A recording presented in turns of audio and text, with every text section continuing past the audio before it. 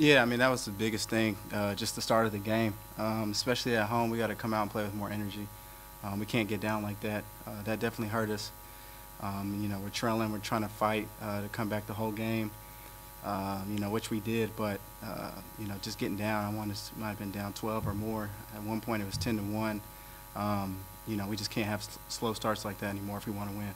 This is my second game here, you know, so I don't really know too much, or maybe why we were getting off to a slow start, but, you know, I got to, you know, do a better job of, you know, trying to help get the group, the energy up to start the game, try to have us come out, play at a higher level. But like I said, this is my second game, so I'm learning, and, you know, continue next game, just make sure that we try to find a way to just come out and play with confidence and try to throw the first punch. They played really well. They made a lot of big shots, so credit to them. They came in here and they hit us in the mouth first. You know, that's what, you know, that's how we got to play. You know, kind of fighting for your life a little bit. But you know, there were some things we can take from tonight. Obviously, we got down, but we, you know, stayed together, continue to keep playing to the end, which is positive. So hopefully we can just, you know, try to continue next game with the energy we had in the second half and the fighting mentality to hopefully get us a win here soon. Bien évidemment, on ne peut pas se satisfaire du contenu du match. Les deux points qui me tracassent fortement, c'est l'entame de match, comme souvent à domicile, où on est très permissif et où on laisse le Portel prendre confiance. Et puis la deuxième chose importante, c'est cette faiblesse à tenir les duels, parce qu'avant de parler de défense collective, on est en grosse difficulté sur les notions de duel et on se fait impacter à chaque fois qu'on est agressé.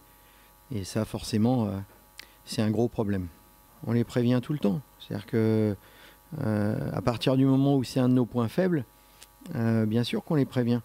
Et comme on n'est pas satisfait de leur entame de match en termes d'agressivité, et que c'est un de nos points faibles, ce qu'on attend d'eux, c'est qu'on commence les matchs avec beaucoup d'agressivité, beaucoup de détermination, au lieu de commencer avec 2-3 balles perdues sur des situations, et puis effectivement d'être impacté et de subir en défense. À partir du moment où on prend 29 points au premier quart-temps, c'est qu'on ne fait pas les choses correctement.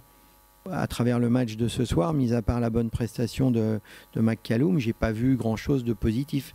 Après, dans les situations difficiles, c'est ce que je viens de dire aux joueurs, il y a deux solutions où on baisse la tête et on fait l'autruche et on commence à... Il ne faut pas qu'on perde confiance, il faut qu'on soit lucide sur ce qu'on doit faire de mieux, mais à la fois, si on commence à jouer la peur au ventre, c'est le meilleur moyen de se retrouver encore plus en difficulté. Et sur la globalité, c'est toujours le problème, c'est qu'on peut revenir peut-être sur un espèce de hold-up, mais le Portel a eu la maîtrise du match pendant 40 minutes, on s'est rapproché tout près à la fin, mais franchement, leur victoire souffre d'aucune contestation.